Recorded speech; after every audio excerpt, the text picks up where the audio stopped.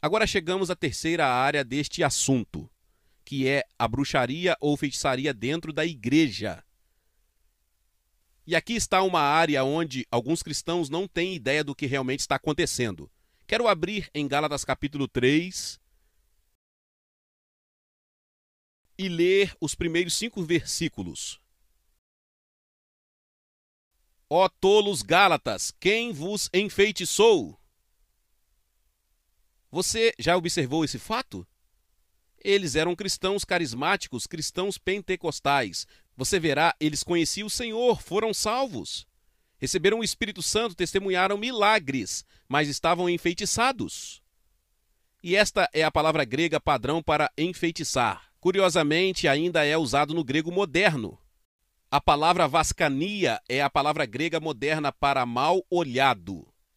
Acontece que eu sei porque padre ortodoxo grego que conheceu o Senhor Jesus veio até mim há alguns anos e me disse: ore por mim, quero ser liberto da vascania. É exatamente a mesma palavra usada aqui. Tudo bem, ó Gálatas, quem os enfeitiçou para que não obedecessem à verdade que diante de cujos olhos Jesus Cristo foi claramente retratado entre vocês como crucificado? Como Paulo sabia que a bruxaria estava operando? Qual foi a evidência? Muito importante. A feitiçaria escureceu a revelação que receberam de Jesus Cristo crucificado. Esse é o objetivo supremo da bruxaria na igreja: esconder a realidade de Jesus Cristo crucificado. Agora veja a descrição do que aconteceu nos versículos seguintes. Só isso eu quero aprender com você. Você recebeu o Espírito pelas obras da lei ou pelo ouvir da fé? Observe que eles receberam o Espírito Santo. Paulo diz: como vocês o receberam? Guardando a lei de Moisés? Ou ouvindo o Evangelho com fé? Você é tão tolo por ter começado no Espírito que agora está sendo aperfeiçoado pela carne.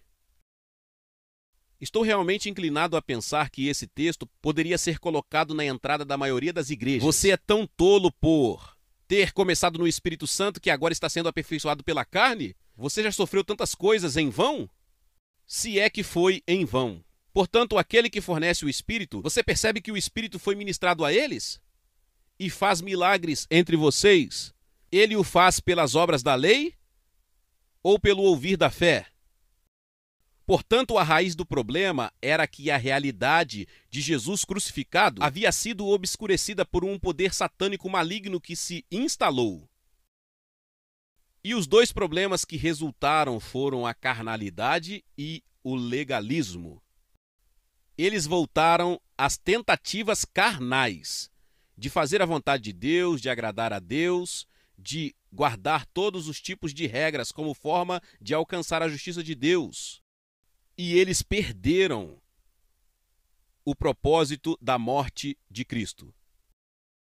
E o resultado final é declarado no versículo 10. Porque todos os que praticam as obras da lei estão debaixo da maldição. Porque está escrito: maldito todo aquele que não permanecer em todas as coisas que estão escritas no livro da lei, para fazê-los. Em outras palavras, Paulo diz: você voltou para alcançar a justiça guardando a lei? Lembre-se, você tem que guardar toda a lei o tempo todo, ou estará sob uma maldição.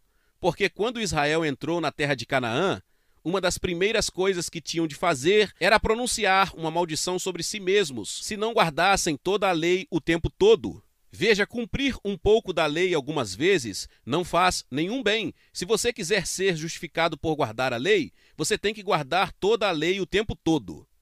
E nenhum de nós, aos olhos de Deus, pode ser justificado pelas obras da lei. É um engano de Satanás. É um engano que apela principalmente ao orgulho humano.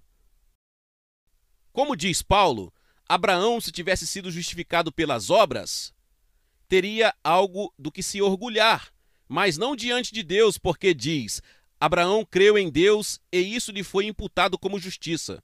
Veja, basicamente, todos nós gostaríamos de ter algo de nos orgulhar. De alguma forma ou de outra, gostaríamos de ser um pouco mais justos que o nosso próximo. E se tivermos um conjunto de regras que cumprimos, de alguma forma poderemos nos convencer de que isso nos torna justos. Quando eu estava no exército britânico anos atrás e conheci o Senhor, tornei-me uma testemunha do Senhor. E porque vivi uma vida tão diferente da dos meus colegas soldados, muitos deles vinham falar comigo. E eu lhes diria, não, eu não me tornei religioso, eu fui salvo. E eu lhes contaria sobre a salvação. Você sabe, a primeira reação de quase todo mundo foi começar a me dar uma pequena lista de regras que eles mantinham.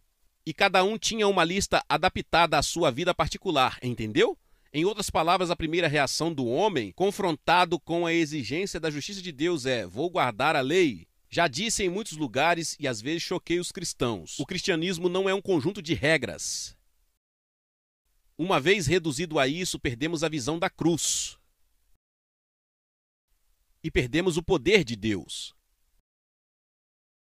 Agora, por que Satanás quer obscurecer a cruz? Deixe-me apenas acrescentar o seguinte. Eu, pessoalmente, enquanto viajo pela maior parte do mundo e ministro a cristãos de muitas origens diferentes, acho que há duas necessidades principais na igreja. A primeira é restaurar a centralidade da cruz de Jesus e o seu devido lugar, porque é isso que distingue totalmente o cristianismo de qualquer outra religião. Não há nada parecido em nenhuma outra religião. E quando deslocamos a cruz e a sua singularidade, simplesmente voltamos a viver de acordo com um conjunto de regras. Psicologia humana. Veja, a psicologia pode lhe dizer o que está errado, mas não pode capacitá-lo a fazer o que é certo. Esse poder vem apenas de uma fonte, que é a cruz.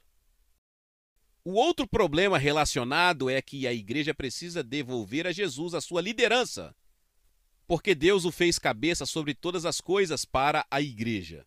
E o problema é que, basicamente, a igreja não reconhece realmente a liderança de Jesus.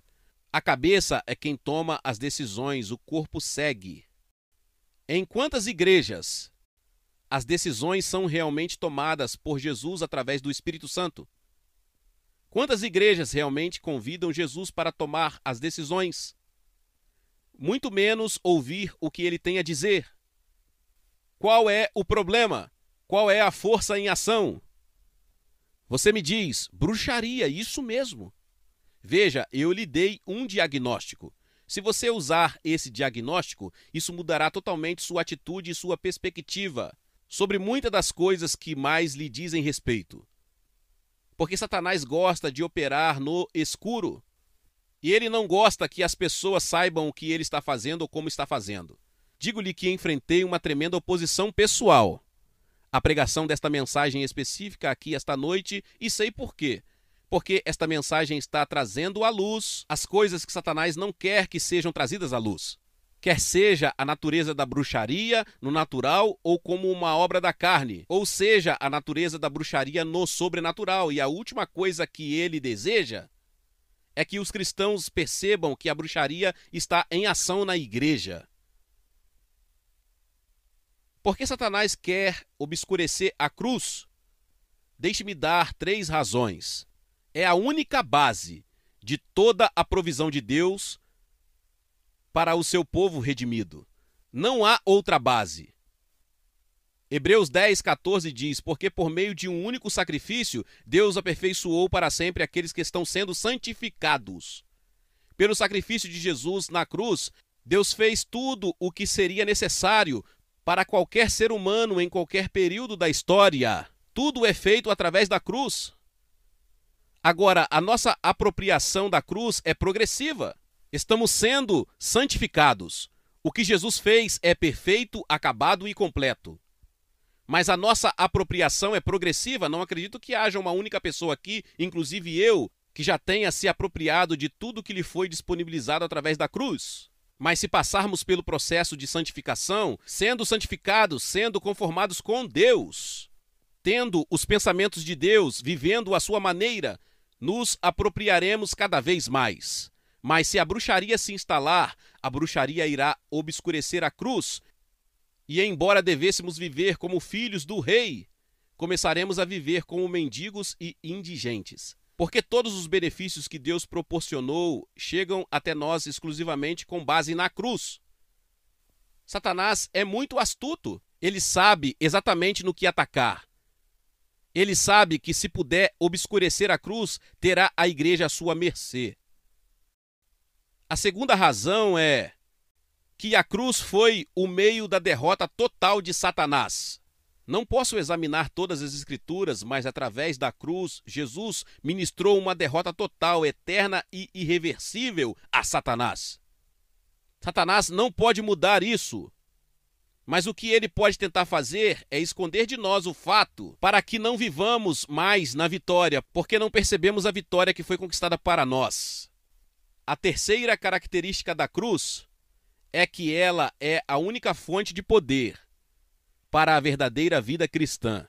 Você pode citar o Sermão da Montanha o quanto quiser, e todos os tipos de psiquiatras dirão que é assim que as pessoas deveriam viver. Mas a única maneira de conseguirmos a capacidade de viver dessa maneira é através do sacrifício de Jesus na cruz. Porque seu sacrifício tratava do velho homem, da natureza carnal. Paulo diz, nosso velho homem foi crucificado com ele. E ele diz um pouco mais tarde em Gálatas, aqueles que são de Cristo Jesus crucificaram a carne com as suas paixões. Até que você aprenda a aplicar a cruz à sua natureza carnal, ela o dominará. Você não pode dominá-la. Paulo diz em Romanos 6, o nosso velho homem foi crucificado para que não sejamos mais escravos do pecado. Essa é a provisão da cruz. Já mencionei, tenho formação anglicana e agradeço a Deus por muitas coisas maravilhosas que vieram até mim através disso. Alguns de vocês aqui apreciariam isso, mas naquela época, ou seja, há muito tempo, costumávamos ter a confissão geral por volta das 11h15 todos os domingos de manhã. Perdoem-nos, miseráveis ofensores. E eu costumava olhar para as pessoas ao meu redor e pensar, essa é certamente uma boa descrição. Mas eu disse a mim mesmo, para que serve a religião, se ela apenas faz de você um ofensor miserável? E a minha conclusão final foi, posso ser um ofensor sem religião e sem ser tão miserável. Então foi isso que eu fiz. Mas veja bem, outra coisa que disse a mim mesmo foi, confessei meus pecados no domingo de manhã, mas sei que vou sair esta semana e cometer os mesmos pecados. Estou agradando a Deus confessando pecados que continuarei cometendo? Agora eu não fui insincero, eu era simplesmente ignorante. Eu não sabia que havia uma providência para matar aquele velho rebelde dentro de mim. Mas isso é feito através da cruz. Agora deixe-me ler o que escrevi aqui. Em vez do poder que vem da cruz, a bruxaria substitui o esforço carnal e os meios legalistas. Você faz 10 regras e as pessoas não as cumprem, então você diz, teremos 20 regras. E eles mantêm ainda menos, então você faz 40 regras. Mas criar regras não torna as pessoas justas? Você sabia disso? O judaísmo hoje tem 613 mandamentos. Um dos meus netos faz parte de um grupo judeu ortodoxo, muito religioso. E eles dizem, nós ficamos com 32 deles. E quero dizer que eles ficam com mais do que qualquer outra pessoa. A verdade é que podemos ter todas as regras, mas não as cumprimos. Voltar às regras é o efeito da bruxaria em nossas vidas. Pessoalmente, acredito que isso aconteceu em quase todas as principais sessões da igreja. Você pode discordar de mim. Acho que cada grande movimento de Deus na igreja produziu algo que foi significativo, vivo, poderoso. Mas dentro de uma ou duas gerações, eles perderam a visão da cruz e se dedicaram ao esforço carnal, às regras, à organização e coisas assim. Deixe-me encerrar citando Jeremias 17:5. Maldito o homem que faz da carne o seu braço, que confia no homem e cujo coração se afasta do Senhor. Veja, essa é a maldição que a bruxaria traz sobre a igreja. Não confiamos mais na graça e no poder sobrenaturais de Deus. Estamos confiando no melhor que podemos fazer com os nossos próprios esforços. Glória a Deus, louvado seja o nome do Senhor. Que palavra poderosa. Talvez você chegou até aqui e ouviu esta palavra e ainda não é inscrito aqui no canal. Se inscreva aqui no canal e ative o sininho das notificações Todos os dias são postados vídeos abençoados aqui no canal para te abençoar. Deixe também o seu like e não se esqueça de compartilhar esta palavra com mais pessoas. Meus irmãos e minhas irmãs, nos vemos nos próximos vídeos. Amém.